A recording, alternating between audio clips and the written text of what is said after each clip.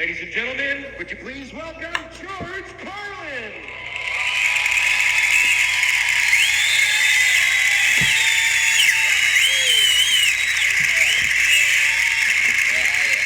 Hey, thank you very much. I appreciate that. When did this country turn into a nation of rats and squealers? Have you noticed this? Last 10, 15 years, rats and squealers and snitches, people spying on each other, turning each other in, call them the tipster hotline. If you see a crime, call the tipster hotline. Let me tell you something, it's not the tipster hotline, it's the rats and squealers hotline. But if they called it that, you know how many people would use it? Yeah, lots of them. Because people have no principles anymore. We're living in a nation of stool pigeons. How am I driving? Call 1-800 and squeal on the truck driver. Sounds like a small thing, but it's not. It's an open invitation to be a rat. And that's what people are turning into. They cooperate with prosecutors, for Christ's sakes. Prosecutors, the worst kind of dishonest swine ever to crawl out of the devil's asshole. Just the worst fucking humans.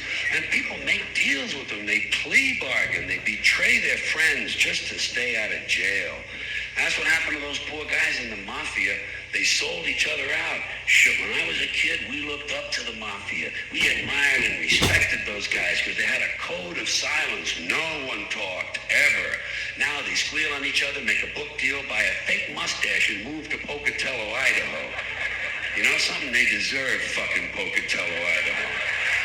And speaking of places where people blow cows, let me ask you a question. I got a question. You remember those militia assholes? You remember those patriotic nitwits said they didn't recognize the authority of the federal government? They had a flag with a serpent on it, said, "Don't tread on me." Well, the flag should have said, "Don't squeal on me," because first chance they got, two of them testified for the government against their friends just to stay out of jail. Never mind the serpent. You know what that flag should have had on it? A rat. A nice, big, brown, diseased sewer rat fucking the serpent in the ass. And both of them wearing camouflage fatigues. We got no heroes anymore in this country. There's no heroes. Timothy Leary turned in people to the FBI. Elvis Presley was a snitch for the DEA. The only hero I've seen recently was Susan McDougal. She told Ken Starr to go get fucked, and she went to jail for 2 years for it. That's what I call being a hero. And by the way, Clinton must have thrown her a pretty good hump to get loyalty like that. Don't you think so? Good for her. Good for her. And good for him. I'm glad he got away with everything he got away with. And the worst part of this snitch shit is these people who squeal on their families. You know, parents spying on their kids, searching their rooms for drugs, and the kids are no better. Did you ever read about one of these dumbass kids turns his parents in for having some drugs in the house? Shit, how stupid can you get? You don't turn in the people who are buying the food, asshole. Think it through. Squealing on your family. Theodore Kaczynski, the Unabomber, one of my personal heroes, by the way. You bet your ass. He was turned in by his own brother. You don't do that. You don't turn in your brother or your parents or your kids, no matter what they're doing, even if they're selling drugs and killing people. Whatever happened to family values? In fact, you should never cooperate with the police ever at any time for any reason. Fuck the police. Fuck the police. Let them solve some crimes on their own. They rely too much on jailhouse snitches, unsolved mysteries, and America's Most Wanted to get other people to solve their crimes. They turn good citizens into vigilantes and bounty hunters, lower than a snake's ball bag. The mafia knew how to handle squealers in the old days. When I was a kid, there was a famous bank robber by the name of Willie Sutton. Everybody loved Willie. He's running from the police, you know, and one day he's riding the subway in New York City, and a private citizen, some civic-minded prick named Arnold Schuster, spotted Willie and turned him into the police. But Albert Anastasia, a mafia boss, read about it in the newspapers, and he had Arnold Schuster killed, which is just what the yellow rat motherfucker deserved. You don't help the police. When I was a kid and we went to the movies, we rooted against the police. Against the police and for the crooks. And I still do. I love the crooks. I don't give a shit if they come to my house and kill my entire family. I'm on their side. I'd rather spend 16 hours stuck in an elevator with a couple of crooks than even say hello to a fucking policeman. You don't help the police. They're not on your side. Don't you understand this shit yet? They work for the state. They'll plant fake evidence. They'll put a loaded gun in the hands of an unarmed man they've shot to death. They harass minorities. They brutalize people. They deny people their rights, and they lie about it all in court all the time. They perjure themselves routinely, but they don't squeal on each other. They're not rats. So take a page from their book, but never ever help them. And above all, don't plea bargain by turning in a friend. Tell you what, some of you religious people out here, you religious folks, on Judgment Day, when you see God, ask him if you can plea bargain. Ask him if you turn in your family, will he let you into heaven? You know what he'll say? He'll say, go to hell. He'll say, go to hell, you fucking squealing prick. Because even God hates a rat. You know what Jesus should have done? He should have beat the shit out of Judas. Just grab him by the beard and beat the shit out of him. Right in front of the other apostles. Make an example out of him, you fucking squealing prick, Judas, you cocksucker. You realize I could turn you into a fucking pillar of salt if I want? Turn you into a fucking monkey. How I can beat a fucking monkey? Where's the money? Where's the fucking $30? Give me the $30. I'm fucking buying beer for the rest of these guys. But they didn't fucking rat on me, you prick. But he didn't do that. He didn't do that. You know why? You know why he didn't do that? Because he believed in all this goofy love bullshit. But you notice something else. He did not plea bargain with the Romans. And he didn't squeal on the apostles, you know? He kept his big fucking yap shut, and he took what was coming to him. We can all learn something from Jesus, even if it's not what we're expecting.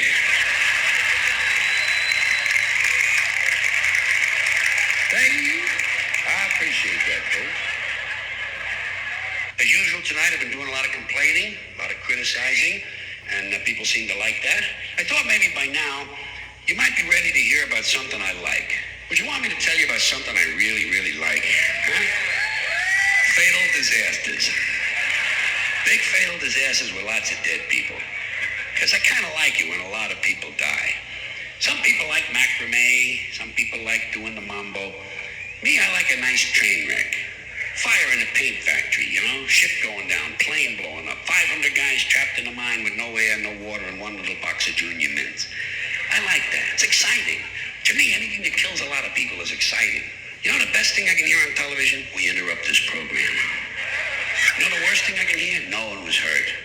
Ah, shit, no one was hurt. I get depressed, you know, because I'm always rooting for a really high death toll.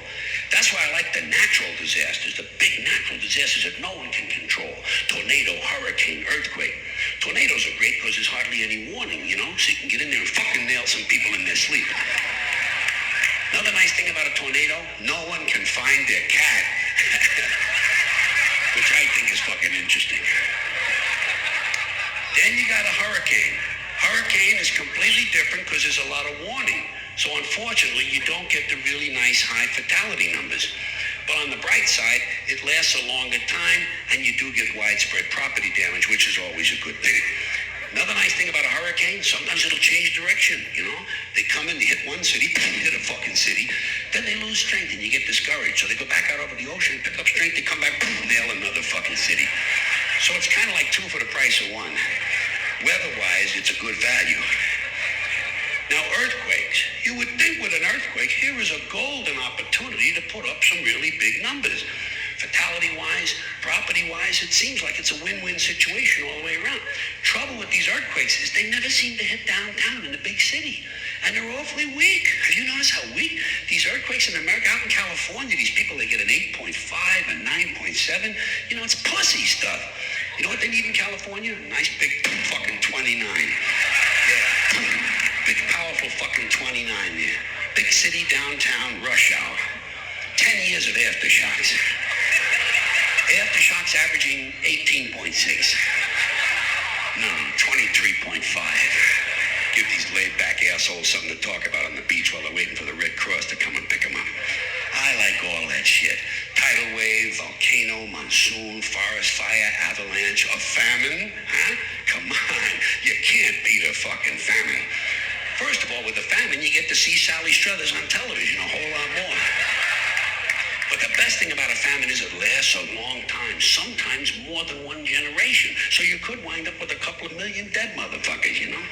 To me, you can never have too many dead people. That's why, you know what my favorite disaster would be? And Jesus, I pray for one of these. An asteroid. A big fucking asteroid. And I mean big. Never mind this shit that destroyed the barn.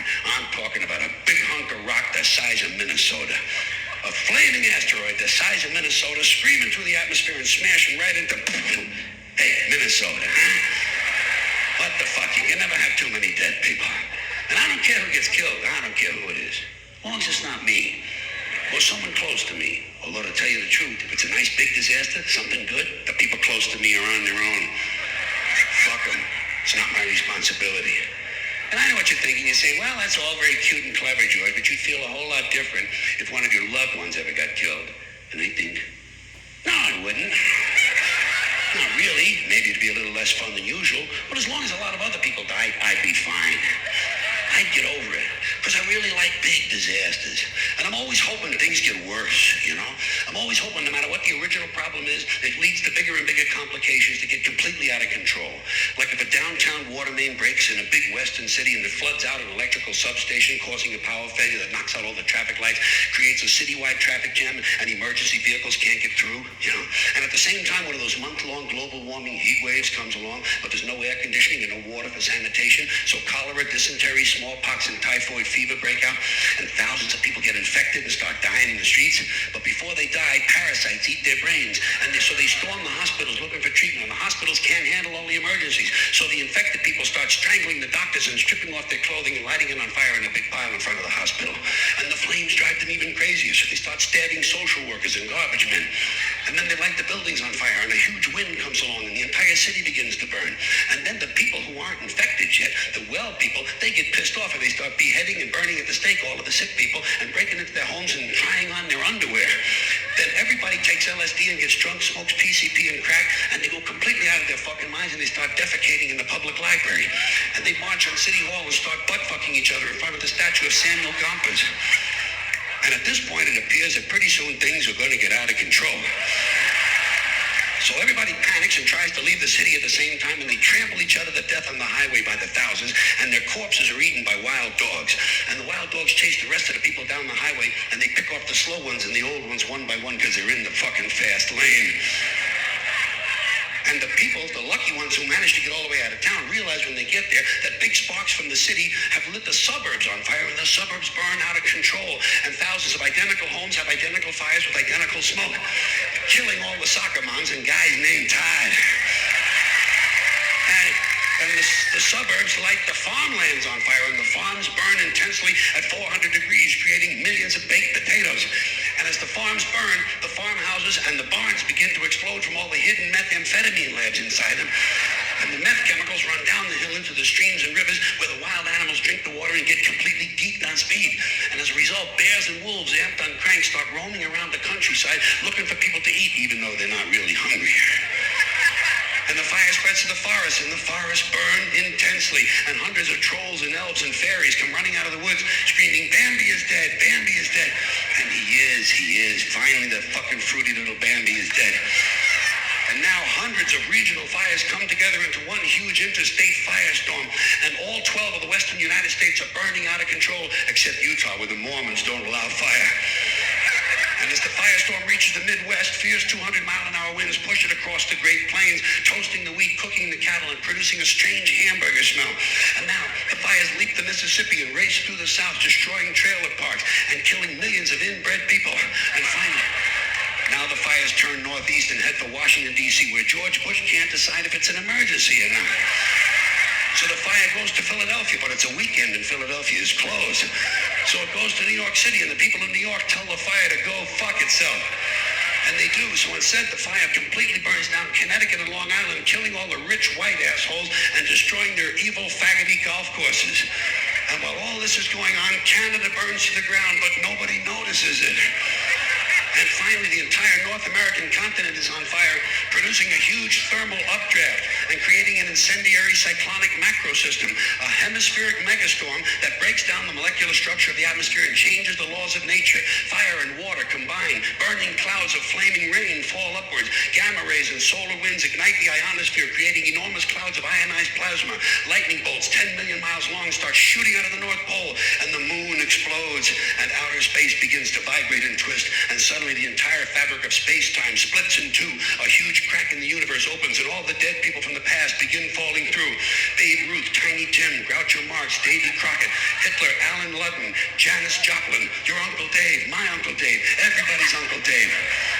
An endless stream of dead Uncle Daves falling through the crack, and all the Uncle Daves gather around a huge heavenly kitchen table and light up cigarettes and start talking. They talk about how they never got a break, how their parents didn't love them, how they just missed out on a big job, how ungrateful their children were, and how the government screwed them out of money. They say the Jews own everything and the blacks get special treatment, and all of the hatred and bitterness drips out of them, a big pool of liquid hate, and the pool begins to spin. The hate pool spins round and round, faster and faster, and it begins to expand at a rapid rate, bigger and bigger, until the pool of hate is bigger than the original universe, and suddenly it explodes into millions of tiny stars, and each star has a million planets, and each planet has a million Uncle Daves, and all the Uncle Daves have good jobs, perfect eyesight, and brand new underwear. They all have shoes that fit perfectly, good medical plans, they all like their neighbors, and their favorite teams win the World Series every year, and none of them has a hacking cough.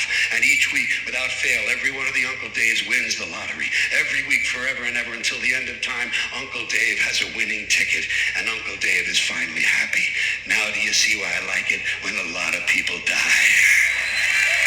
There you go. All righty. I'll see you later. Thank you very much. I appreciate it. Have fun, take care, be cool, win money.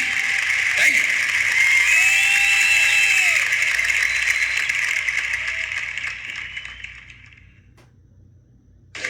Actually, this is just a place for my stuff, you know? That's all, a little place for my stuff. That's all I want, that's all you need in life is a little place for your stuff, you know? I can see it on your table. Everybody's got a little place for their stuff. This is my stuff, that's your stuff, that'll be his stuff over there.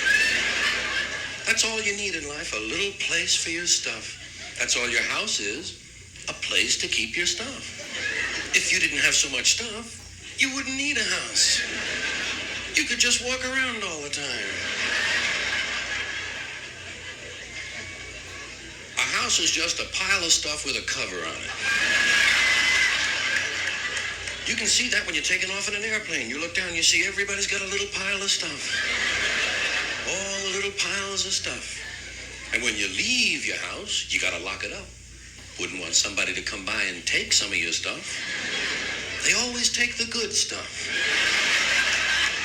They never bother with that crap you're saving. All they want is the shiny stuff. That's what your house is, a place to keep your stuff while you go out and get more stuff.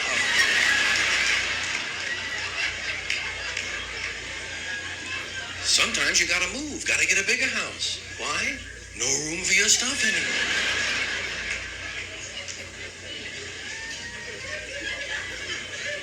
Did you ever notice when you go to somebody else's house, you never quite feel 100% at home? You know why?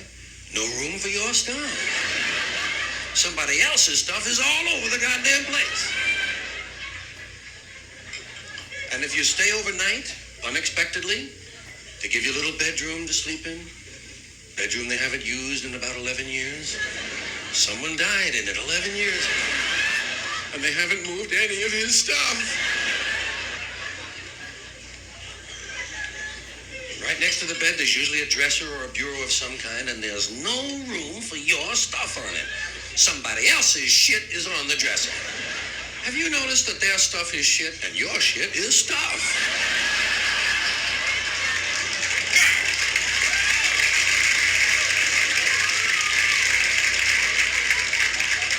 Say, get that shit off of there and let me put my stuff down.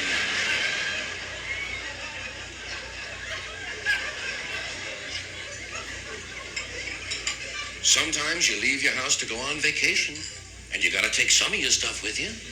Gotta take about 2 big suitcases full of stuff. When you go on vacation, you gotta take a smaller version of your house. It's the second version of your stuff. And you're gonna fly all the way to Honolulu, Gonna go across the continent, across half an ocean to Honolulu. You get down to the hotel room in Honolulu, and you open up your suitcase and you put away all your stuff. There's lots of places in the hotel room to put your stuff. Here's a place here, put a little bit of stuff there, put some stuff here, put some stuff. You put your stuff there, I'll put some stuff. Here's another place for stuff. Look at this, I'll put some stuff here. And even though you're far away from home, you start to get used to it. You start to feel okay because after all, you do have some of your stuff with you. That's when your friend calls up from Maui and says, hey, why don't you come over to Maui for the weekend and spend a couple of nights over here? Oh, no. Now what do I pack? Right, you've got to pack an even smaller version of your stuff. The third version of your house. Just enough stuff to take to Maui for a couple of days. You get over to Maui, I mean, you're really getting extended now when you think about it. You got stuff all the way back on the mainland. You got stuff on another island. You got stuff on this island. I mean, supply lines are getting longer and harder to maintain. You get over to your friend's house on Maui, and he gives you a little place to sleep, a little bed. Right next to it is a windowsill or something. You put some of your stuff up there. You put your stuff up there. You got your Visine, you got your nail clippers, and you put everything up. Takes about an hour and a half, but after a while, you finally feel okay. You say, all right, I got my nail clippers. I must be okay. That's when your friend says, hey, I think tonight we'll go over the other side of the island, visit a pal of mine, and maybe stay over. Oh, no. Now what do you pack? Right, you gotta pack an even smaller version of your stuff. The fourth version of your house. Only the stuff you know you're gonna need. Money, keys, comb, wallet, lighter, hanky, pen, smokes, rubber, and change. Well, only the stuff you hope you're gonna need. We'll be back to the album in just a moment, but first, these messages. Here's something that bothers me. Surprise. When I'm flying first class and some guy from Coach comes up and takes a shit in our bathroom, you know? Don't you hate that? As you get back to your filthy Coach toilet with the tampon sticking out of the commode. Don't be coming up here and trying to upgrade your feces. Your Super Saver feces. Well, I think most people know by now, caviar feces smell much nicer than bologna sandwich feces. It's unfortunate you don't like to tell people the truth. You don't want to point out class distinctions, but it's true. It's a function of socioeconomics. It's called the fecal differential. It has to do with diet as it relates to income. The lower the income, the worse the diet, the more disgusting the feces. And the same thing applies to farts. And the worst farts of all, the most horrendous farts in the whole travel experience can be found in the economy section of any plane coming in from the third world. It is fucking torture back there, folks. Underdeveloped country farts. Those people have farts that could kill cancer. The kind of fart that comes in handy if you have something that needs welding. The kind of fart that if you let one go at home, 30 minutes later your plants are all yellow. The kind of fart that after 2 or 3 days you realize there are no more birds in your neighborhood. A fart that would eat the stitching out of Levi's. Can I get away with one more fart joke here? The kind of fart whereby the Centers for Disease Control declares your pants a level 5 biohazard. And what happens is, in these third world flights, in the economy section, about an hour after the meal service, they quite often have these life-threatening fart emergencies. The FAA calls them TFIs, toxic flatulence incidents. The airlines call them code browns. Just as a hospital has a code blue, airlines have code brown, code brown. If you ever hear that, do not inhale. You are in a code brown. And the worst place to be is in the last 3 rows. Because what happens is these planes get flying so fast that all the most vicious, lethal, volatile, flammable, unstable farts get pushed toward the back of the airplane where they begin to build up pressure. And they build and they build and they build until they reach critical fart density, CFD. And they continue to build throughout the flight until finally some kid turns on a Game Boy and boom, the whole back end of the plane blows off. And you know who gets blamed? Osama bin Laden. Terrorists get blamed for these explosions that are nothing more than cabbage fart detonations. And the FBI doesn't know what to do. They're looking for explosives. They should be looking for minute traces of rice and bok choy. These are the kind of thoughts that kept me out of the really good schools. And prevented me from moving swiftly up the corporate ladder. Because I was always complaining about something, you know? Always finding fault. Your parents could be in hell right now. Your parents and your father for sure. Oh, shit, hell is full of dads. Full of dads. Even the ones that took you to the ball game. Just for beating the shit out of you once too often. And fucking the neighbor lady. And fucking the neighbor dog. And who knows, maybe even fucking the UPS man. We'll never know what mischief Dad was up to. Parents in hell. Kind of gives you a nice feeling, doesn't it? It does me. Grandparents in hell. Picture that. Picture your grandmother in hell. Baking pies without an oven. And if someone were in hell, I doubt very seriously he'd be smiling. I think he's down there now, screaming up at us.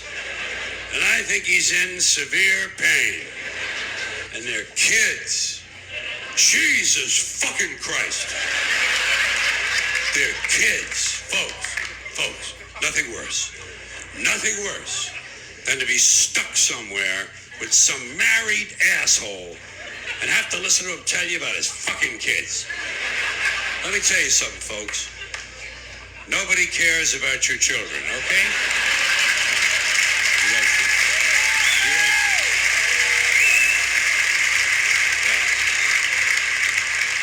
Nobody cares about your children. I speak for everyone. I've been appointed by the rest of the group to inform you we don't care about your children. That's why they're your children. So you can care about them and we don't have to bother.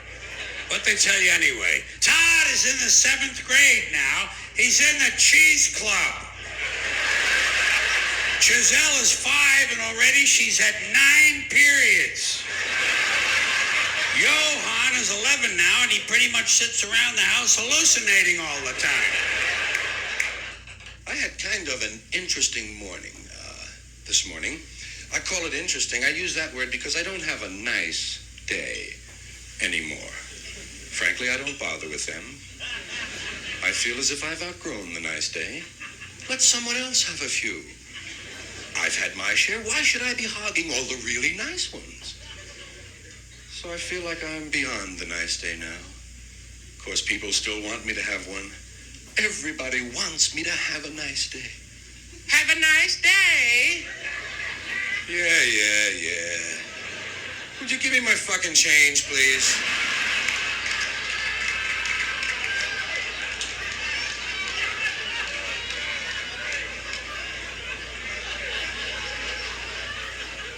Some people are really insistent. I said have a nice day!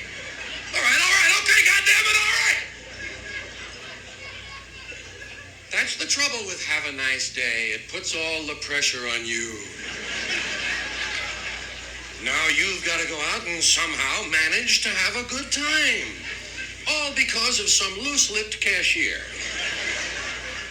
Have a nice day. Maybe I don't feel like having a nice day.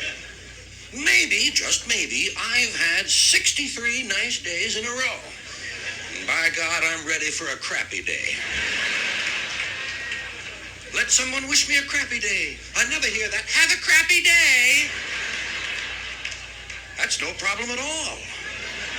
All you have to do is get up some mornings. There's no planning involved. You know, the trouble with that nice day stuff for me is that word nice. It's just such a soft, kind of flabby word. You know, there's no character to it. Nice. Isn't he nice? Oh, he is so nice. And she's nice, too. Isn't that nice? It's like fine. How are you? Fine. Bullshit. Nobody's fine. Hair is fine. How's your hair? Fine. That makes a lot more sense to me. Some guys are great. You ever hear that? How are you? Great. This is great. God damn, this is great. Look, they're going to kill that guy. Isn't that great?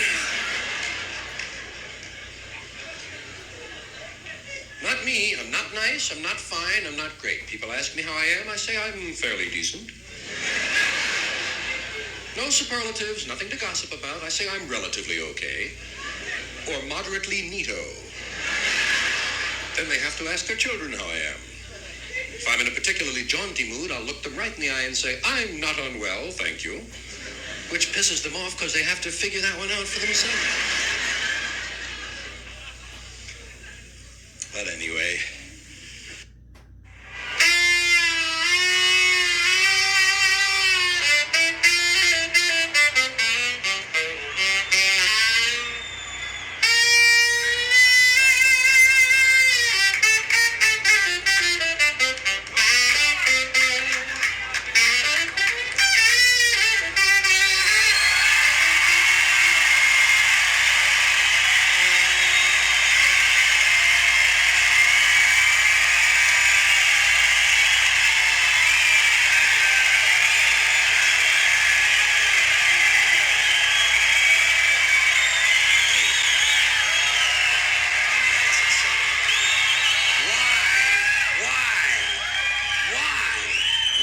Is it that most of the people who are against abortion are people you wouldn't want to fuck in the first place, huh?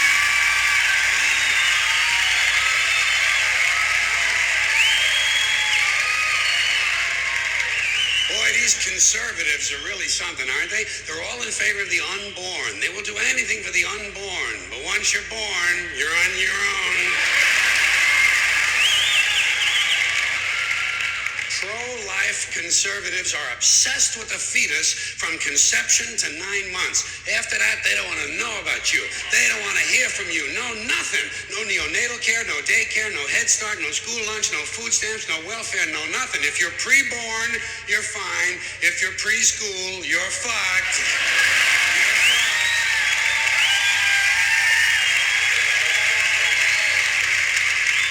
Conservatives don't give a shit about you until you reach military age. Then they think you are just fine, just what they've been looking for. Conservatives want live babies so they can raise them to be dead soldiers. Pro-life. Pro-life. These people aren't pro-life, they're killing doctors. What kind of pro-life is that? What, they'll do anything they can to save a fetus, but if it grows up to be a doctor, they just might have to kill it? They're not pro-life. You know what they are? They're anti-woman. Simple as it gets. Anti-woman. They don't like women. They believe a woman's primary role is to function as a broodmare for the state. Pro-life. You don't see many of these white anti-abortion women volunteering to have any black fetuses transplanted into their uteruses, do you? No, you don't see them adopting a whole lot of crack babies, do you? No, that might be something Christ would do. And you won't see a lot of these pro-life people dousing themselves in kerosene and lighting themselves on fire. You know, morally committed religious people in South Vietnam knew how to stage a goddamn demonstration, didn't they?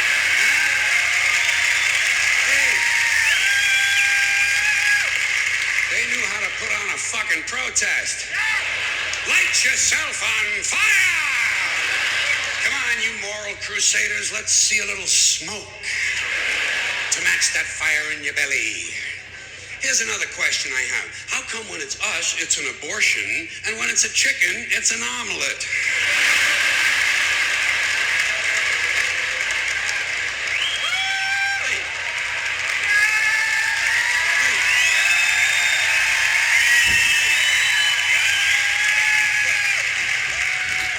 Are we so much better than chickens all of a sudden?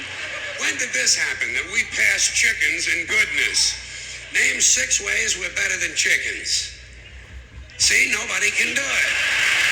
You know why? Because chickens are decent people. You don't see chickens hanging around in drug gangs, do you?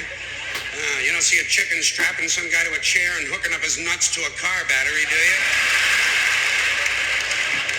When's the last chicken you heard about came home from work and beat the shit out of his hen? Doesn't happen. Chickens are decent people. Well, let's get back to this abortion shit. Now, Is a fetus a human being? This seems to be the central question. Well, if a fetus is a human being, how come the census doesn't count them? If a fetus is a human being, how come when there's a miscarriage, they don't have a funeral? If a fetus is a human being, how come people say we have 2 children and 1 on the way instead of saying we have 3 children? People say life begins at conception. I say life began about 1 billion years ago, and it's a continuous process. Continuous, just keeps rolling along. Rolling along. Say, you know something? Listen, you can go back further than that. What about the carbon atoms? Huh? Human life could not exist without carbon. So is it just possible that maybe we shouldn't be burning all this coal? Just looking for a little consistency here in these anti-abortion arguments. See, the really hardcore people will tell you life begins at fertilization. Fertilization when the sperm fertilizes the egg, which is usually a few moments after the man says, gee, honey, I was going to pull out, but the phone rang and it startled me.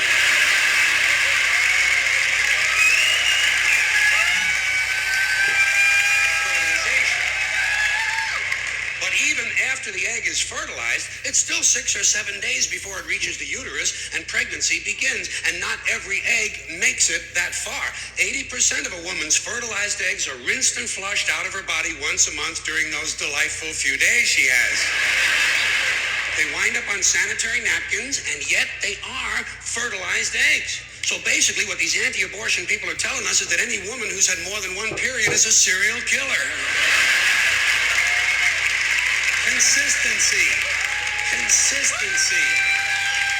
Hey, if they really want to get serious, what about all the sperm that are wasted when the state executes a condemned man and one of these pro-life guys who's watching comes in his pants, huh? Here's a guy standing over there with his jockey shorts full of little Vinnies and Debbies, and nobody's saying a word to the guy. Not every ejaculation deserves a name. Speaking of consistency, Catholics, which I was until I reached the age of reason,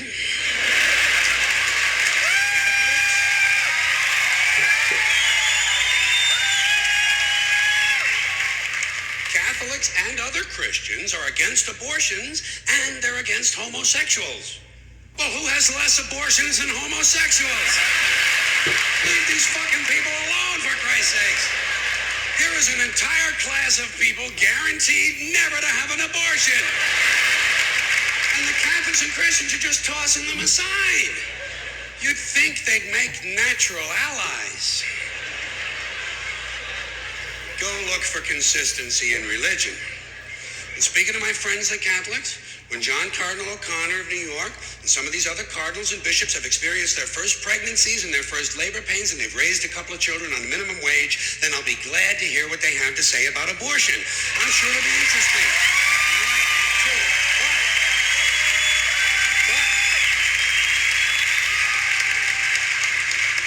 In the meantime, what they ought to be doing is telling these priests who took a vow of chastity to keep their hands off the altar boys.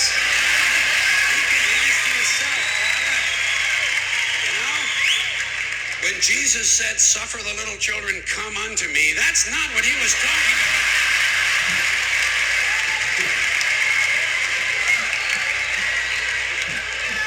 So you know what I tell these anti-abortion people? I say, hey, if you think a fetus is more important than a woman, try getting a fetus to wash the shit stains out of your underwear.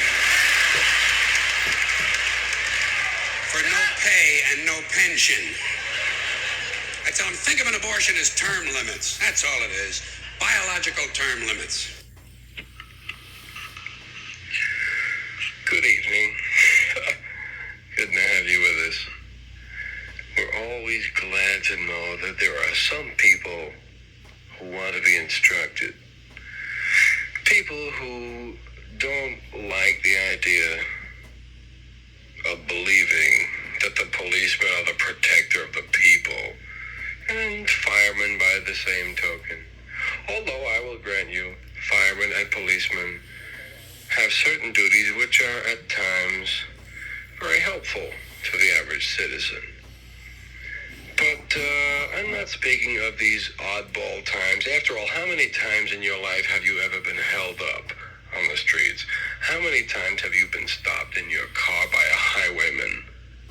How many times can you say that you have actually been in need of a policeman? Very few, I offer, and I think you will concur. And we are entitled, I think, to a little explanation as to how these people spend their days. Now, when was the last time you looked at a cop and you looked them from head to toe and you thought, geez, I'm in better shape if I try to protect myself? Let us face it, there are a lot of cops with completely gray heads, guys who are just about 5 or 3 or 2 years away from their pensions, and they can do nothing. If, as they say in the comic books, quote, a desperado, unquote, was to confront them, they'd shit in their pants and probably get their gray head shot off. I mean, we can do without this thing. If we're going to have a police force, let us live up to the word police. The police means to keep in order, to protect. There are old, gray-looking bastards, guys that couldn't even protect themselves, much less you and me, patrolling the streets under the pretense of being policemen. This is shameful, really. Now, frankly, I could care less about the police department itself, but I just don't like the fact that we are being fooled. We are supposed to believe that the police department is here to protect us. These guys are pretty stupid. Firemen are no better than cops. Next time you go to a fire, don't watch the fireman who is carrying the hose or swinging the axe.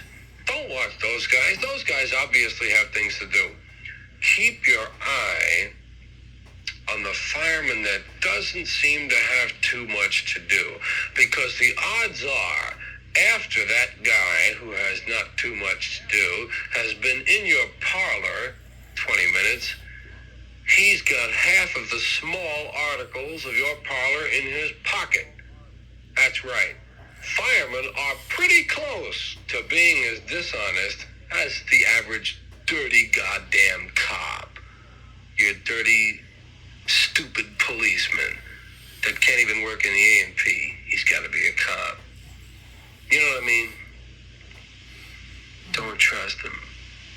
Well, first of all, we all know from birth that we don't trust cops. And we all know some of the tricks of policemen. We all know how they will pull their badge on you and give you a bad time. We know that cops are basically full of shit because you can tempt and taunt the average cop and he'll give up. Okay? We know this. Okay. You can never expect to get a fair shake from anything that is involved with government.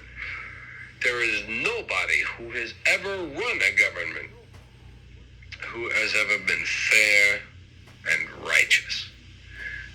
Don't ever leave yourself open to these people because they're dirty. That's a funny word, dirty. That's very basic. But they are. They're dirty and they're no goddamn good. In America, people answer to each other. There are very few individuals left in America. I happen to believe that I am one of them. You may think you are one of them. An individual is a person who thinks and acts for himself. Now, there are a lot of people who think for themselves. A lot of people who think for themselves. Boy, they're great. They watch Marlboro commercials or Chesterfield or something, and they say, boy, I'm a man, I think for myself. But thinking for yourself doesn't make you an individual. No. No, sir. In order to be an individual, you must not only think for yourself, you must plan for yourself. And you must plan ahead, and you must live up to these plans. You must know exactly what you want to do.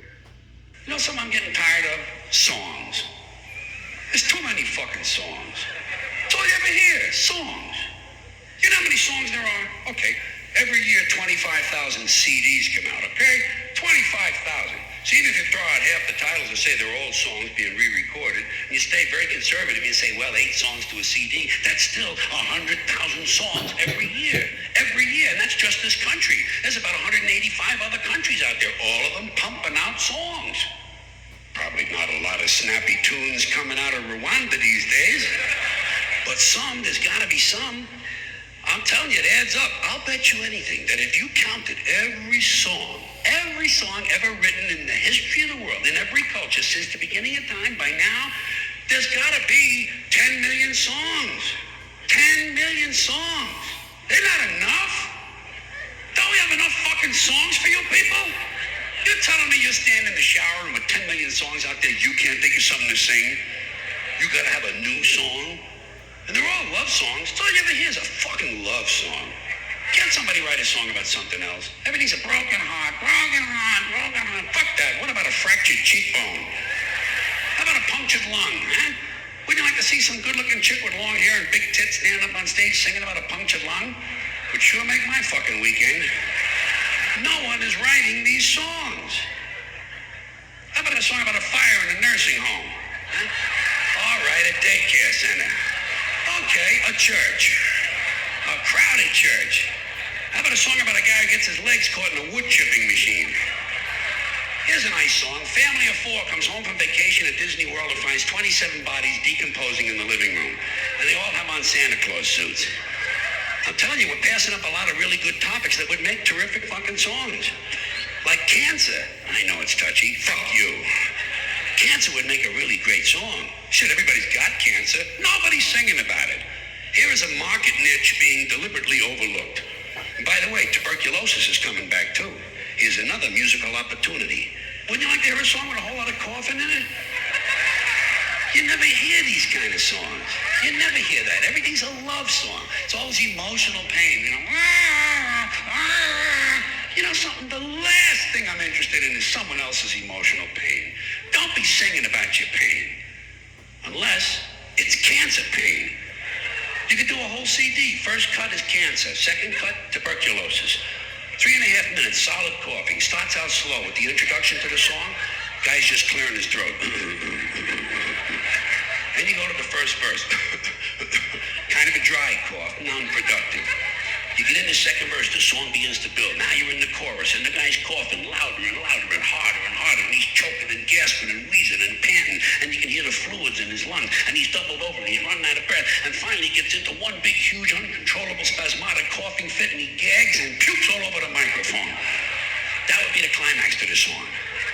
And maybe you could make it interactive with a CD-ROM, and the guy could puke right into your living room. Huh? Yeah, you probably need special speakers for that. Parents dump a lot of things on you. I just was realizing, remembered some of that too. That would be cool. I must get into that. Little cliches they lay on you when you're a kid. Of course, there are a lot of words that mean different things and get tricked around on you, but parents always told you, look out, don't break your neck. Get down off there, you'll break your neck. When you get off those stairs, you'll break your neck. You want to break your neck? Get out of here. Breaking your neck was one of the only injuries there was, along with putting someone's eye out. But that stick, you'll put someone's eye out with that. Are you crazy? He's gonna break his neck, fall, and put someone's eye out with that stick. The only 2 injuries there were. No one ever warned you about a fractured ulna or wrist, little thing. Nobody said, you'll cut, you'll scrape yourself. Never always broke your neck, put someone's eye out, it's pneumonia. Never caught it. You'll catch a cold, you catch a head cold, catch a rhinitis. No. If you lost something, parents had a cliche, eventually you hear it. Well, it just didn't get up and walk away, did it?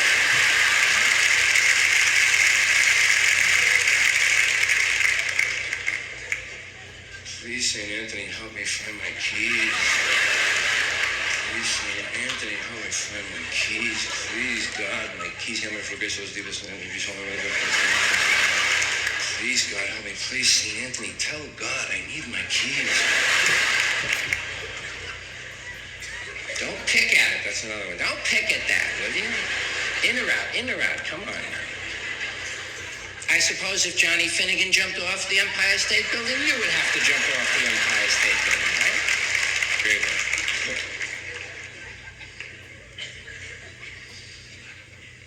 Then words change value too, just ordinary words. Remember, the word trouble doesn't have as much emotion when you grow up. Trouble, he's in trouble, I'm in trouble. Remember, trouble? You're in trouble. Hey, I'm in trouble, man. Oh, am I in trouble? When you were in trouble was one of the few times you'd say, please, and really mean it. You don't say please anymore, expecting that it's going to change the results of anything. You just say please. But remember when you used to think it would help? Please. Oh, please. Please, sister, please, sister. Oh, no, please, man. Please, man. Please, man. Please, man. Please, man. That was one of the times she said it real hard, too. Oh, please, no, honest. Hey, no, I'll never do it again. Hey, no. Give me one more chance. I'll turn over a new leaf. Sending away was a magical phrase. What are you doing? I'm sending away. Sending away for something. They're going to send it back. You picture Battle Creek, Michigan in your mind. Hey, this is for Master George Carlin. Get that in the mail right away. Always got screwed on things I sent away for. Not always. A lot of times I never got them. Right through puberty, including when I went for Vacutex. Removes pimples through vacuum, you remember that? A little syringe-like thing, black and white plastic syringe, $2.59, was always advertised on the back of song magazines. Gets out blackheads with vacuum. And you knew it worked because it had a drawing of a girl with dots on her face, and then a drawing of the same girl without dots, man, so you knew it was all right. Didn't work, though. It's not for me. It didn't pull the blackheads out. All it did was make a little red ring around the blackheads. It was good for one weekend, you know. And people got tired of it. Get your rings and get out of here, will you? Now, speaking of dead relatives, there are some people who not only believe that their dead parents in heaven can see them, okay? They honestly believe that their dead parents in heaven can help them. You've heard these people, I'm sure. They honestly somehow believe that their dead parents in heaven can intercede with God on their behalf to gain favors for the living. I come from a Catholic home. I heard this shit. They sit there in the chair with the fucking rosary and they look at you like this, you know, and they say, oh, my dad was looking out for me. He was looking out. I don't know how he got me out of that jam, but he got me out. Oh, my mom was in surgery with me. I could feel her presence in there. Yeah. Fine. Like the people who die have nothing better to do than to run the heavenly branch of the Make-A-Wish Foundation. Now, if people want to believe this kind of stuff, that's fine with me. Let them believe it. I don't want to disabuse anyone of their beliefs. But I have a question about this. A question that involves logic. Let's suppose it's true. Let's allow the proposition that somehow dead parents in heaven can help their living children. Fine. So, we got a family living on earth, father and mother and 4 kids. Family of 6. Good family, nice family, doing all the right things, having a good time, making all the right moves. And the parents go away on a weekend trip and get killed in an accident. And the children, of course, survive. So now, according to this theory, these 2 people go to heaven and they start helping their 4 living children. Helping them with everything they need. Helping them with their science projects, with their SAT scores. Helping them get a good school and get a nice job and get a promotion and a raise and someone to marry, and they all grow up. These 4 kids now grow up and have children of their own. And let's say that all 4 of these now grown children also die at the same time. Just for the sake of argument. Let's say there's an explosion at Thanksgiving dinner. And these 4 die, but their children survive because they were seated at the children's table.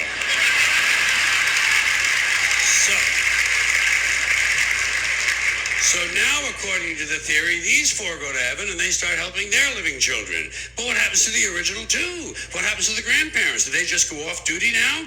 What do? Are there is there a retirement program up there? Are there some activities for these people? Shuffleboard, pinball, online poker? There must be something they can do. Or do they have to remain on duty indefinitely? Do they have to keep on helping their living descendants forever and ever and ever? Is that what heaven's all about, helping the living? When do you get to just lie back on a cloud and take a fucking harp lesson? You know what I mean? Because people have been dying for a long, long time. There's been a lot of dead motherfuckers. Did you know that? Yes, you knew there's a lot of dead motherfuckers. We've had 100 billion people live on this earth. That's what the experts say. 100 billion people have lived here. So let's say half of them died and went to heaven. That's 50 billion people up there. That's a pretty crowded place. It must get pretty busy and pretty hectic up there. And God must get pretty pissed off with all these favors. Yeah, I know. Spelling test Tuesday. Get the fuck out of here with the thing. Fuck out of here.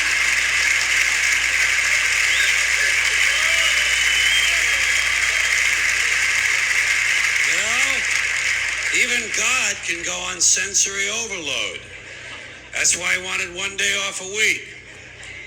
Christians gave him Sunday, Jews gave him Saturday, Muslims gave him Friday. God has a 3-day weekend, which is probably just what he needs. Now, all of this stupid bullshit that children have been so crippled by has grown out of something called the self-esteem movement. The self-esteem movement began in 1970, and I'm happy to say it has been a complete failure. Because studies have repeatedly shown that having high self-esteem does not improve grades, does not improve career achievement, it does not even lower the use of alcohol, and most certainly does not reduce the incidence of violence of any sort. Because as it turns out, extremely aggressive, violent people think very highly of themselves. Imagine that. Sociopaths have high self-esteem. Who would have thunk, huh? I love when this kind of thing happens. I love when these politically correct ideas crash and burn and wind up in the shithouse. Here's another one that bit the dust. This practice of playing Mozart during pregnancy so the fetus can hear it. It was supposed to increase intelligence. Didn't work. All it did was sell a lot of CDs and piss off a whole lot of fetuses. Then they want to show you the pictures. The pictures, here's another ordeal. The pictures of these little gargoyles that they have loosed from their loins.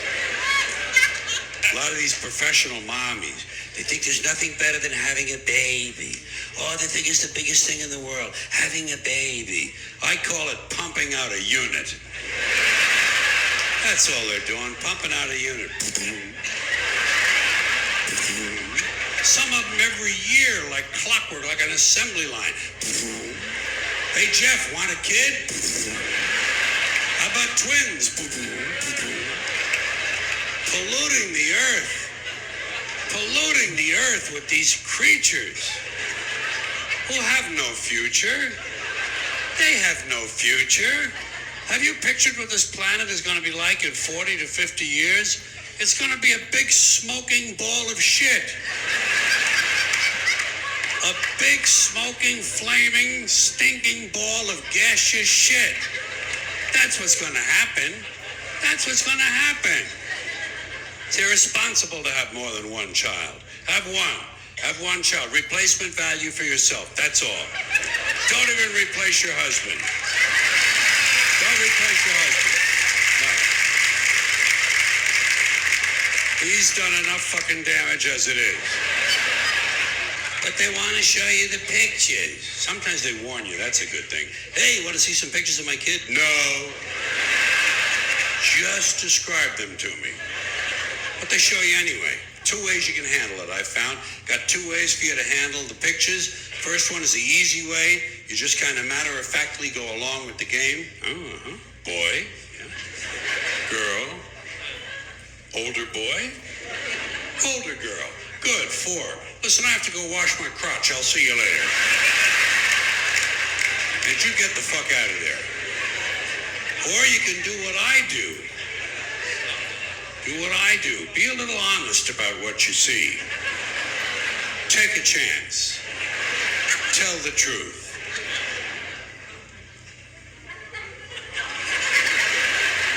Look at the fucking head on that kid. Jesus, fucking head is huge. Where'd you get a fucking head like that? Jesus, have you put him on YouTube yet? Boy, you did a lot of hits with a head like that. Well, put him on eBay. You might make a little money, you know? I'm sure some European circus would snap his ass up on the fucking limit. God damn, that thing is unusual. Listen, maybe he'll grow into it. You never know. Never tell with kids. Hey, let me ask you a practical question. Where do you find hats for a kid like that? Tell the truth. Don't be bullshitting people. Don't be bullshit. There's enough bullshit as it is, folks. There's plenty of bullshit. Then they want to show you the pictures of the little girl whose second teeth are coming in. And they think it's cute. It's not. It's fucking horrifying. Do you ever look at the teeth on somebody's kids? Do you ever take a good close look in the mouth? You ever look in there, see what's going on? Sometimes several rows of fucking teeth coming in at all funny angles. There's one under the tongue. That's an unusual place for a tooth.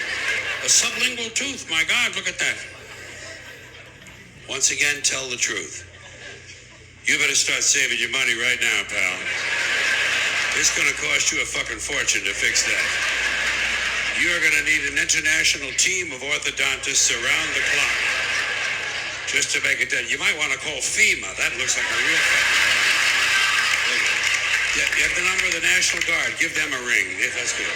Listen, why don't you just have them all pulled and let her start over again, you know? Or take a picture of her with her mouth closed. That would save you a lot of heartache in the long run. Listen, you're not Catholic by any chance, are you?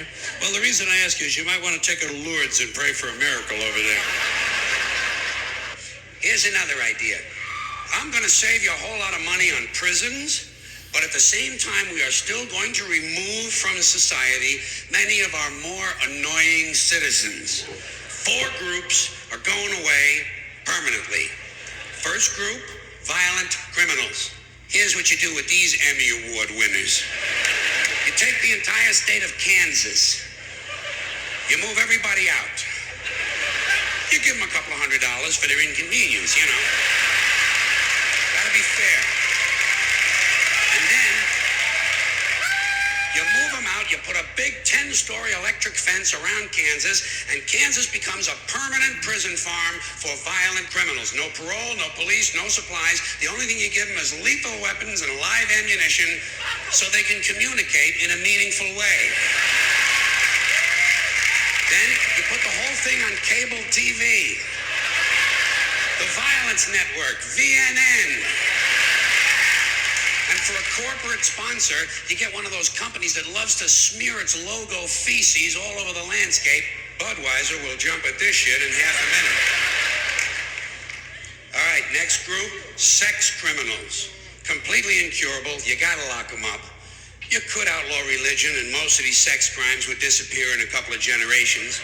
But we don't have time for rational solutions. Much easier to fence off another rectangular state. Rectangular states are cheaper to fence, saves the taxpayers money, you know? This time, Wyoming.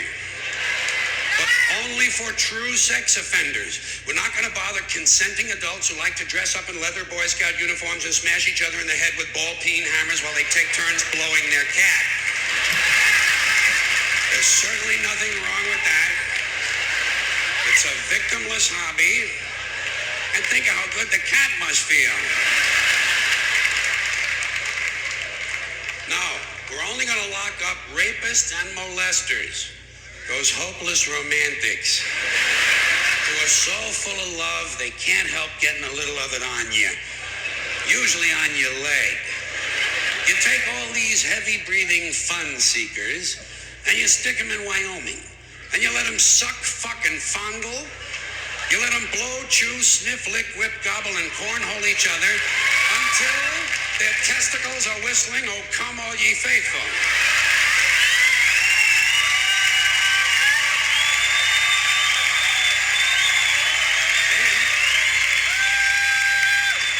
turn on the cameras and you got the Sperm Channel. And don't forget our corporate sponsor. We're going to let Budweiser put little logo patches on the rapist pants right here. This pud's for you. All right, next group, drug addicts and alcoholics. Not all of them, don't get nervous. Just the ones who are making life difficult for at least one other person. And we're not going to bother first offenders. People deserve a chance to clean up. Everyone will get 12 chances to clean up. Okay, 15. That's fine, and that's it. If you can't make it in 15 tries, off you go to Colorado. A perfect place for staying loaded. Each week, all of the illegal drugs confiscated in the United States that the police and DEA don't keep for their own personal use will be airdropped into Colorado. And we're going to turn the Coors Brewery over to the beer-drinking assholes, and everyone can stay wasted, wired, stoned, bombed, hammered, smashed, and shit-faced round the clock on another new cable channel, Shit-Face Central. This is the real Rocky Mountain High.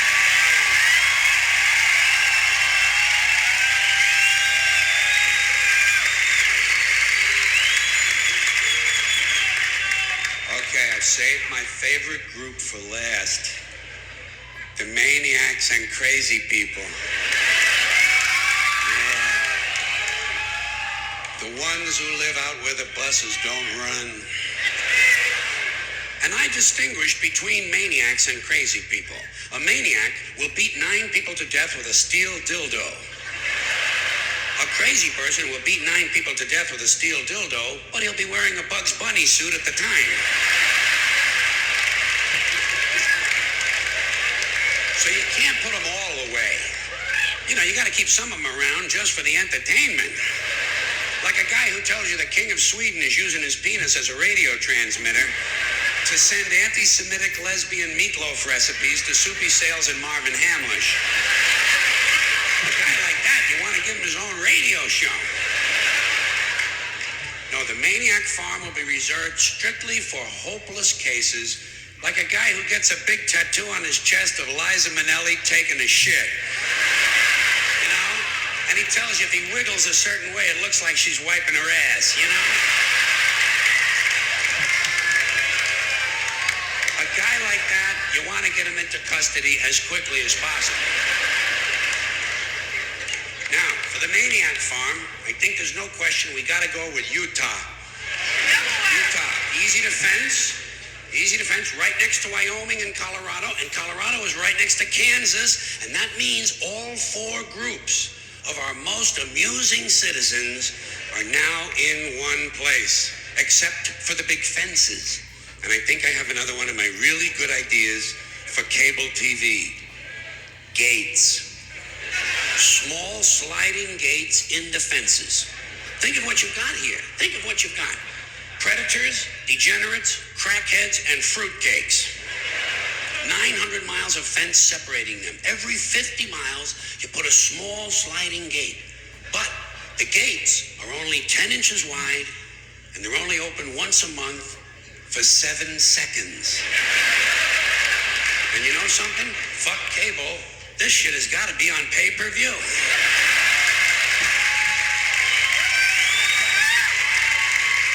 Because if those gates are only open 7 seconds a month, you are going to have some mighty interesting people pushing and shoving to be first online. Deeply disturbed, armed, cranky lunatics on drugs. You know the ones. A lot of tattoos. A lot of teeth broken off at the gum line. The true face of America. And every time you open the gates, a few of the more aggressive ones are going to get through. The creme de la creme. The alphas. They're going to get through, they're going to find each other, and they're going to crossbreed. And pretty soon you have a melting pot. Child killers, corpse fuckers, drug zombies, and full-blown wackaloons. Wandering the landscape in search of truth and fun. Just like now. Everyone will have guns, everyone will have drugs, and no one will be in charge. Just like now. But at least we'll have a balanced budget.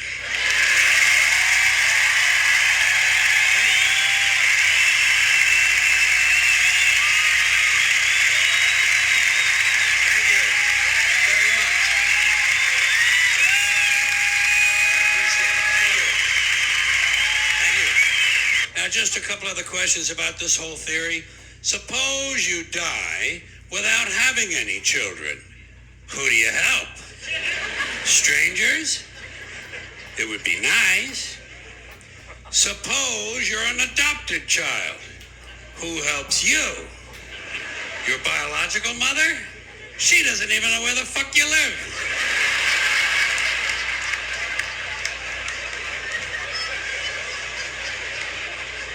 Suppose you kill your parents.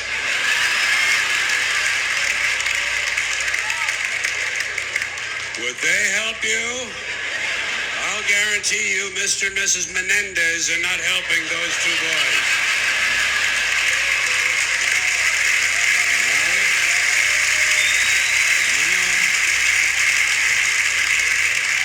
Lyle and Eric are on their own. In prison of all places, where they could probably use a little help. And no one learns to question things. You remember?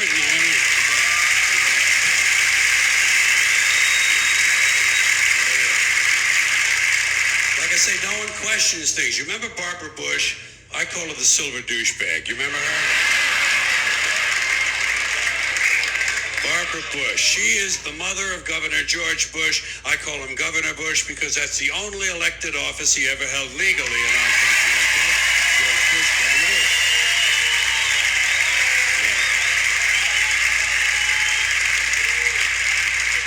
I don't care where they hang his portrait. I don't care how big his library is. He'll always be Governor Bush. I don't even capitalize his name when I type it anymore. So she's the mother of Governor George Bush. She's also the wife of his father, George H.W. Bush, who did become president in the normal, legal, traditional manner. And when he did, she came along for the ride as First Lady. And that's been the tradition up till now. A man has been elected, and the woman has come along for the ride as the First Lady. And usually, as in American life in general, the woman is condescended to, patronized, given something to do to keep her busy. A lot of times they give her a charity or a cause, something she can champion. Betty Ford was told to drink. Remember that? You remember that? That's right. Betty Ford was told, you drink, Betty. Betty, you drink and get really fucked up, okay? Just get totally fallen down, fucked up, drunk, shit-faced, and blow your liver out. Blow your fucking liver out, honey. Then we'll hose you down and we'll put you in a place and get you well there and put your name on the place, and Liza Minnelli can get well and everything's going to be all right. So, that was her assignment. That was her assignment. Barbara Bush's assignment was getting children to read. Remember that? Getting children to read. They figured she had had so much success with George.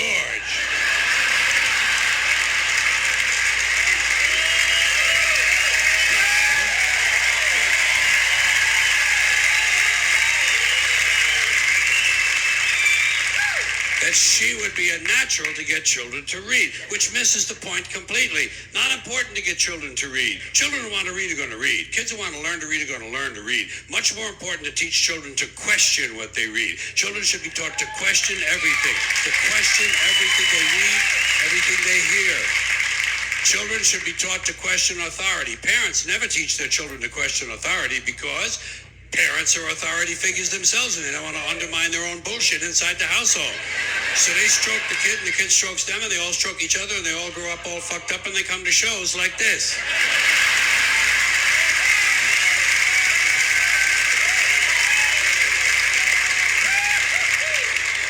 So you know what I've been doing? Going through my address book and crossing out the dead people. You do that? That's a lot of fun, isn't it? Gives you a good feeling. Kind of gives you a feeling of power. Superiority, to have outlasted another old friend. But you can't do it too soon, you know? You can't do it too soon. You can't come running home from the funeral and get the book out, you know, deliver to the... You can't do that. A little time has to pass. You have to let a little time go by. I have a rule of thumb, 6 weeks. If you're a friend of mine and you're in my book and you die, I leave you alone for an extra 6 weeks. 6 extra weeks in the book on the house, it's on me.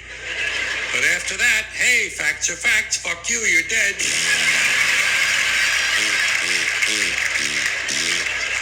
Out you fucking go. You gotta have standards, you know?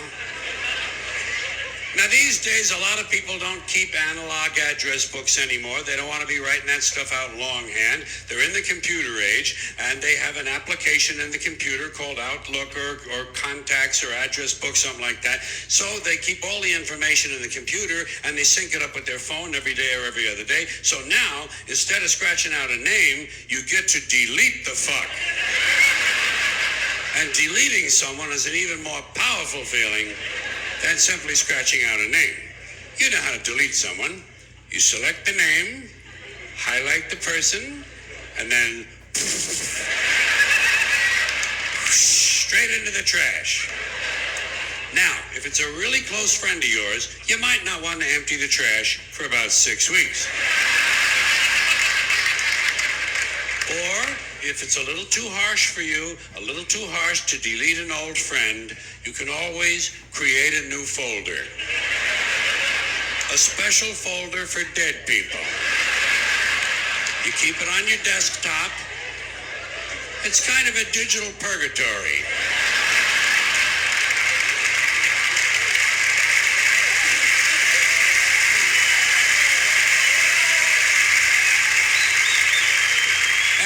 And the nice thing is, every now and then you can open it up and you can look inside.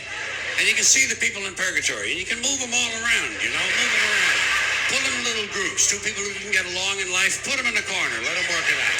Let them work it out in purgatory. Or start a fight. Have a big fight in purgatory. That's a lot. Nobody's going to get hurt. They're all fucking dead anyway. Then you put them in a big formation and have a parade. The Purgatory Parade of Dead People. There's a lot of fun you can have with a computer. So enjoy your digital selves.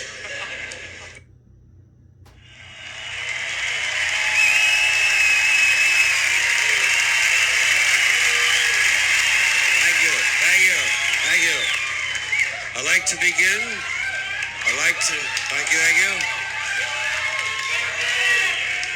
I'd like to begin by saying fuck Lance Armstrong.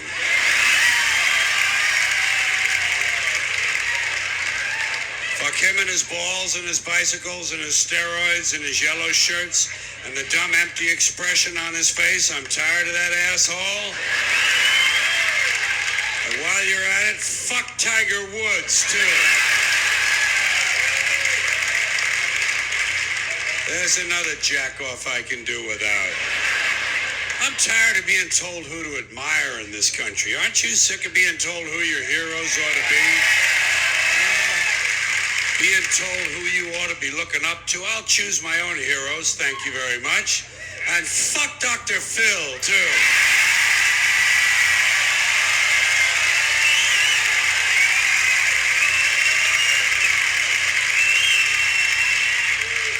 Dr. Phil said I should express my emotions, so that's what I'm doing. Now, since the last time I rolled through these parts, and I do roll through with some frequency, I'm a little bit like herpes. I keep coming back. Tell the truth. Don't be bullshitting people.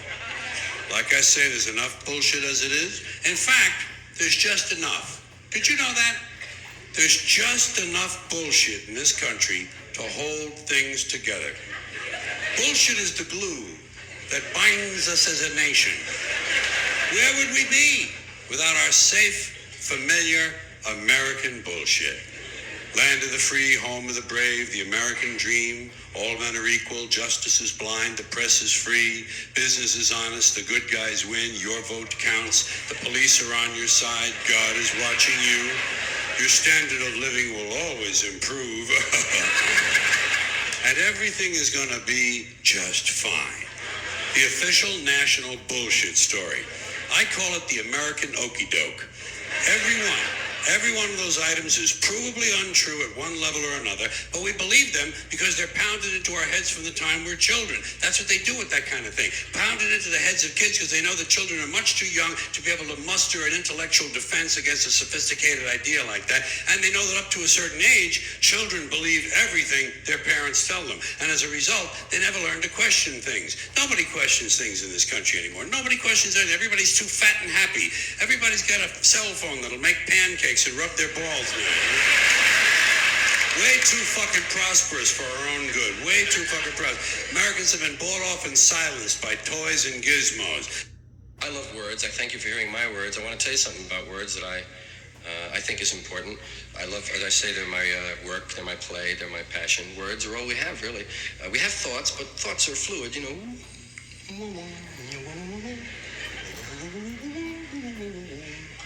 And then we assign a word to a thought, and we're stuck with that word for that thought. So be careful with words. I like to think, yeah, the same words, you know, that hurt can heal. It's a matter of how you pick them. There's some people that aren't into all the words. There are some people that would have you not use certain words. Yeah, there are 400,000 words in the English language, and there are 7 of them you can't say on television. What a ratio that is. 399,993 to 7. They must really be bad. They'd have to be outrageous to be separated from a group that large. All of you over here, you 7. Bad word. That's what they told us they were, remember? That's a bad word. No bad words, bad thoughts, bad intentions, and words. You know the 7, don't you, that you can't say on television? Shit, piss, fuck, cunt, cocksucker, motherfucker, and tits, huh?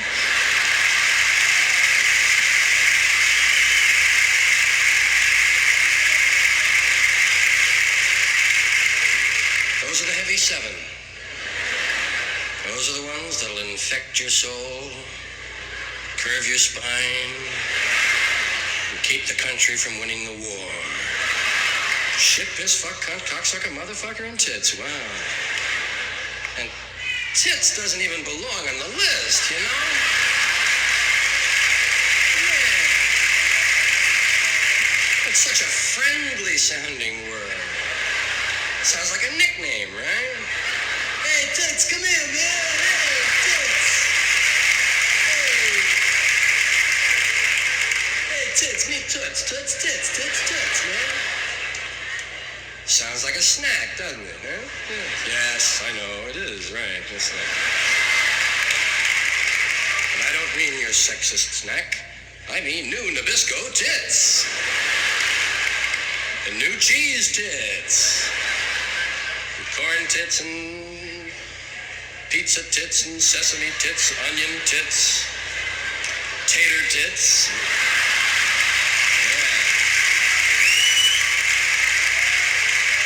Bet you can't eat just one. That's true, I usually switch off. But I mean, that word does not belong on the list.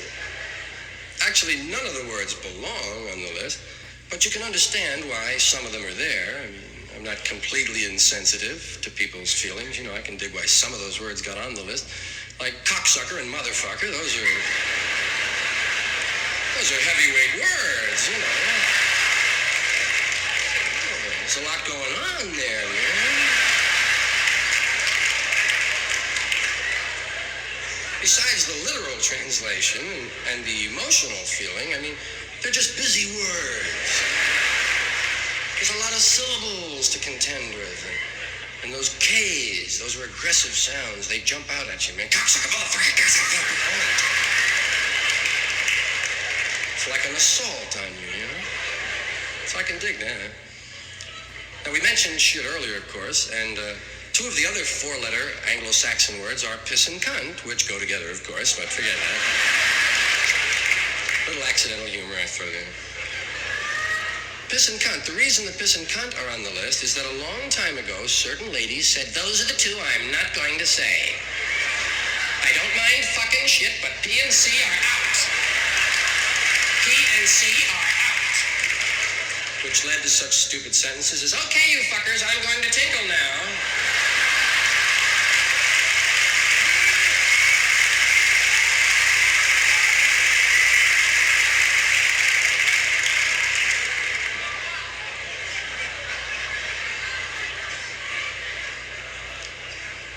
And of course, the word fuck. The word fuck, I don't really, well, there's some more accidental humor. I don't really want to get into that now. Because I think it takes too long. But I do mean that. I mean, I think the word fuck is a very important word. It's the beginning of life, and yet it's a word we use to hurt one another quite often. And people much wiser than I have said, I'd rather have my son watch a film with two people making love than two people trying to kill one another. And I, of course, can agree. It's a great sentiment. I wish I knew who said it first, and I agree with that. But I'd like to take it a step further. I'd like to substitute the word fuck for the word kill in all those movie cliches we grew up with, right? Okay, Sheriff, we're gonna fuck you now.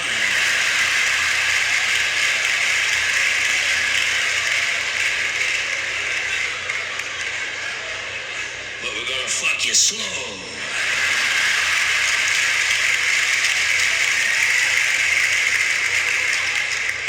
So maybe next year I'll have a whole fucking rap on that word, and I hope so. There are two-way words. Those are the 7 you can never say on television. Under any circumstances, you just cannot say them. Ever, not even clinically. You cannot weave them in on the panel with Doc and Ed and Johnny. I mean, it's just impossible. Forget those 7. They're out. But there are some two-way words, those double-meaning words. Remember the ones you giggled at in 6th grade? And the cock crowed 3 times. Hey, the cock crowed 3 times. Hey, it's in the Bible. There are some two-way words, like it's okay for Kurt Gowdy to say, Roberto Clemente has 2 balls on him. But he can't say, I think he hurt his balls on that play, Tony, don't you? He's holding them. He must have hurt them, by God.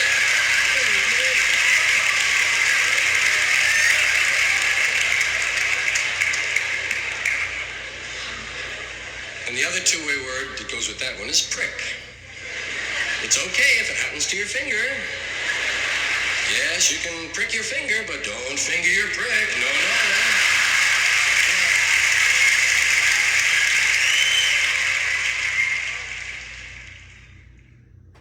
Here's another platitude they jam down your throat.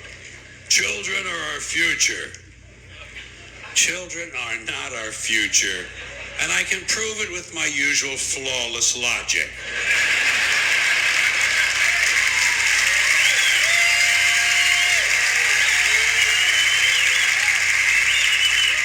Children can't be our future because by the time the future arrives, they won't be children anymore, so blow me! Yes. As you may have noticed, I always like to present a carefully reasoned argument. Same people on the phone. Don't know when to hang up, don't know when the conversation's over. Dumb, trivial shit. Dumb questions. So what are you guys gonna do 5 summers from now? We haven't made any plans. Marge wants to go to the beach. The kids kind of like it at the lake, and I want to go to the mountains. Grandma wants to visit her sister in Frog Balls, Arkansas. How about you? Have you made any plans? It's never too early to make plans. We're going to Norway in 2025. Did you know that up until the 1950s, Norway's economy was based largely on fishing? But now, thanks to improved drilling techniques and the expansion of the global economy, once again, searching through your mind for something gentle you can say, blow it out your ass comes to mind, or shut your fucking pie hole, or if your friend prefers cake, shut your fucking cake hole. But you can't say these things. And you can't use body language on the phone. Well, you can always amuse yourself, you know.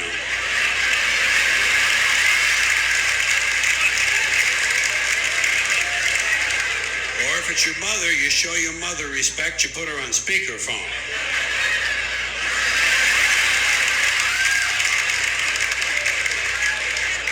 But this doesn't move the conversation forward. You have to find something else. And I then try tone of voice. Do you ever do that? Do you ever try to talk the person into a soft landing? Try to let them know the ending is near? Right. Good. Okay then. Good. Okay. Good. All right then. Good. Okay. Good. Yep. Okay. Good. Ah, fuck! There he goes again.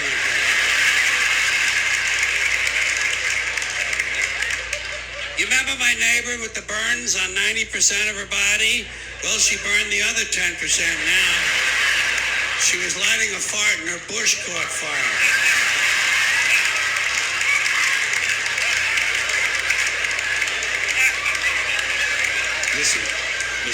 Listen, Reverend. I hate to be rude. I really hate to be rude, but I just took a 3.5-hour shit. And I'm bleeding from the asshole. Well, I don't have any mercurochrome. All right, I'll put a Snoopy Band-Aid on it. Yes, you do that. Say a prayer for my asshole. Thank you. I don't know. I'm not into the technical stuff. I'm more of an idea man. I'm a concept guy. You know what I am? I'm a visionary. I'm a fucking visionary. I'm always thinking about something. Always fucking thinking. Especially when I'm alone, you know? Now, you're probably saying to yourselves, what the fuck does this guy think about when he's alone?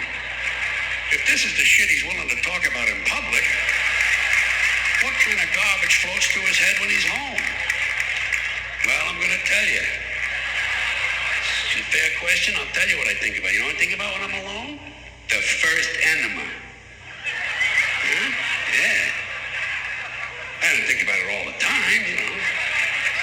But a lot. Maybe 30, 40 times a day. That's not too much, is it? I don't dwell on it. It's just a quick thought. But let me ask you this. Did you ever think about that? Did you ever think about the first enema? No. You know why? No vision. No fucking vision. Me, I'm a visionary. I'm always thinking about something, you know. That's when I thought about the first enema. Here's how it happened. Me and my friend were giving each other an enemy, you know. What? He's my friend. Leon. Hey, what good is a friend that can't give you an occasional enema, huh? So me and Leon are giving each other an enema this day. And at this particular point, it was my turn, so I was kind of relaxed, you know. I was draped over the end of the living room couch there. And I'm reading the food section of the newspaper.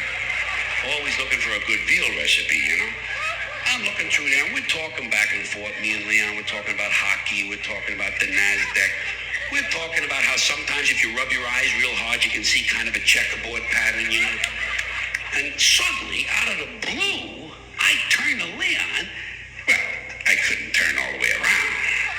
But over my shoulder, I says, hey, Leon, I wonder whoever came up with the first enema. Well, he flipped. He had never thought of such a thing. He practically dropped the equipment he was holding. And that thing is heavy. It's a fire hose. Number 12 with a zoom nozzle. But it leaves you feeling really refreshed. So we started talking about the first enema. Because when you think about it, there had to be a first enema. There had to be a first one. Everything has to happen once for the first time. Some guy, just sitting there had to think of the enema. And I'm sure it was a guy. This does not sound like a lady's thought. Some guy. He's a long time ago, this guy, probably making spear tips or some shit. Sitting there carving a fertility fetish for his girlfriend, something like that. Suddenly, he thinks to himself, you know something? I think it would be a really great idea if I would squirt a whole bunch of water up my ass. And then just let it all run out. I'll bet I would feel a whole lot better if I did that.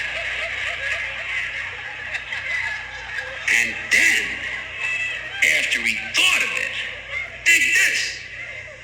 After he thought of it, he had to explain it to the other people. And test it. Something like that you're going to want to test. You probably want to test it on someone else. I'm sure you wouldn't try it on yourself. But wouldn't you have to be subtle? Don't you think you need kind of a subtle approach? Hey, Joey, turn around. I got a surprise for you. Oh, turn around. Whoops, I dropped my rock. Would you pick it up for me, please? Oh, thank you. Hold still. Okay, relax. Take a deep breath. Take a deep breath, Joey. Through your mouth, please. No, through your mouth, Joey, please. These are new shoes. Okay, relax. It's a new thing, Joey. It's called the enema. Yeah, I thought of today during lunch. That's right, I had the veal. Tell the truth, Joey. Did you like it a little bit, huh? Yeah, I kind of got a kick out of myself. You want to go again? I'm only kidding you. I wouldn't blame you if you didn't want to. That was pineapple juice. And sand. Joey, guess what? We're engaged. I'm only kidding you. Look, I gotta go home and wash off my legs. I'll see you at the dance. Okay? Some guy had to think of it. How? Why? Why would it even enter your fucking mind? I'll tell you what. I'll tell you, because the guy was thinking big. The guy was a visionary. Probably made a fortune. It's a big business now. Colonic irrigation, they call it. Big in California. Everybody in that state squirting something up somebody's ass. And getting paid for it. You know what I'm waiting for? Enemas online. Electronic digital enemas. They'll have it. You watch. Some guy's home tonight. e.nama.com/pineapple juice.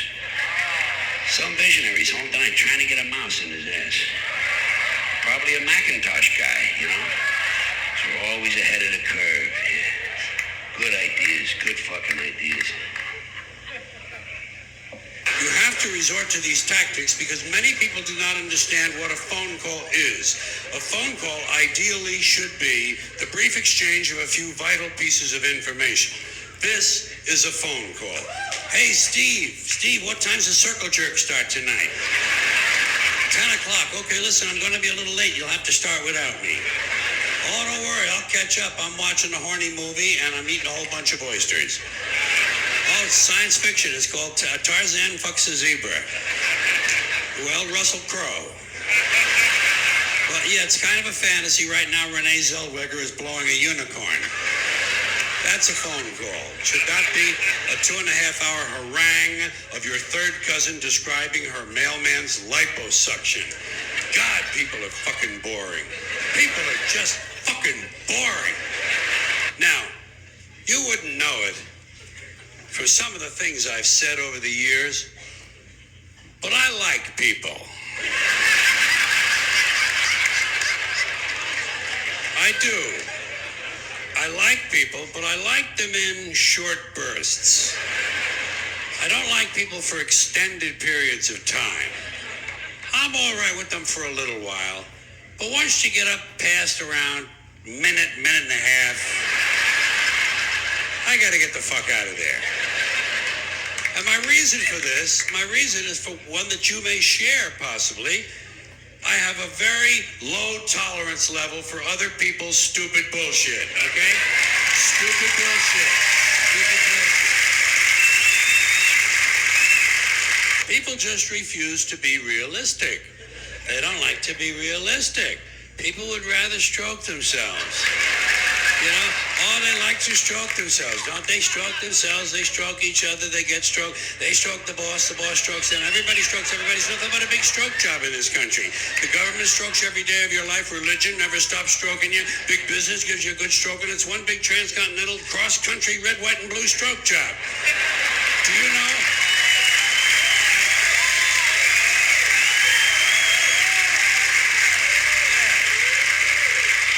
You know what the national emblem of this country ought to be? Forget that bald eagle. The national emblem of this country ought to be Uncle Sam standing naked at attention saluting and seated on a chair next to him, the Statue of Liberty, jerking him off.